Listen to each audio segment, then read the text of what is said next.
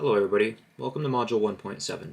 In this video, we're going to be pulling one of our examples out from the curriculum and taking the chicken chow mein out of our dinner menu and walking through the steps. We're going to start by weighing our chicken, and each serving size of chicken is 3 to 4 ounces.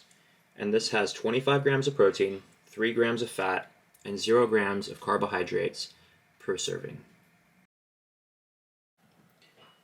Now, each serving is around 4 ounces. Here I just have 3.8. But there are about 4 servings per pack, and we are using the white meat, which is far more nutritious than the dark meat, and I always go for the chicken tenderloins or the chicken breast. Now we're going to take these tenderloins and begin cutting them into equal pieces, and we're going to want to make sure that they're not too thick or too thin. If they're too thick, it's going to take too long to cook, and if it's too thin, it'll cook too fast. Now the same goes for the vegetables. We're going to want to cut them up, and I use bell peppers and mushrooms for this recipe. Again, you just want to make sure that you're chopping up the bell peppers into equal pieces so everything cooks remotely at the same pace in terms of the vegetables. So we're going to start off by using avocado oil. We're going to do 1 tablespoon for now, and we're going to put our chicken on. Now we want to keep it to medium-high heat, and we want to constantly move the chicken around in the beginning, so we coat it with the oil. We're going to make sure we kind of check in on it every 2 minutes or so and flip them, and we're going to want to season both sides.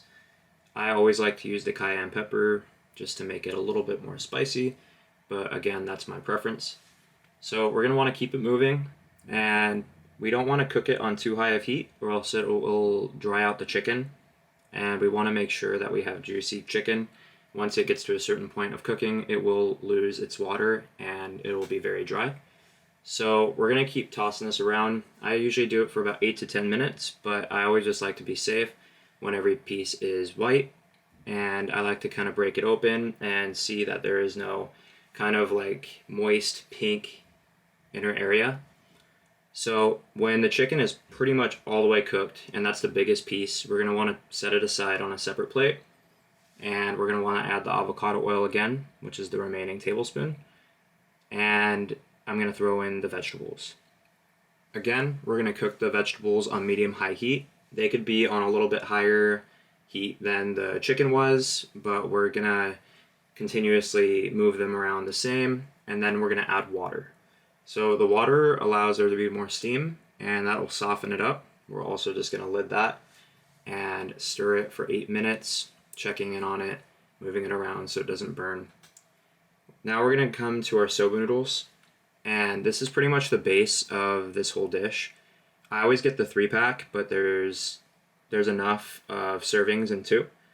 So I first rinse them. They're already pre-cooked, so rinsing it with warm water will help just loosen up the noodles, and because it stays a little bit firm when you first take it out of the package.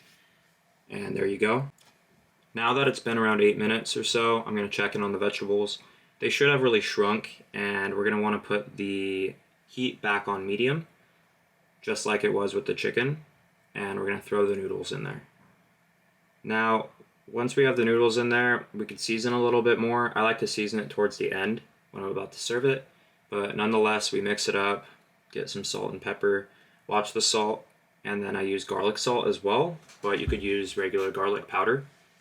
I then put the chicken back into the dish and cook it for about 3 to 4 minutes. I'm going to mix everything together. Again, you can never be too safe. You could check another piece of chicken, but it should be done by now. And then I serve it. Now this goes really good. You could substitute rice, you could substitute a whole wheat pasta, but again, this is a chow mein, and I like to use the yaki soba noodles.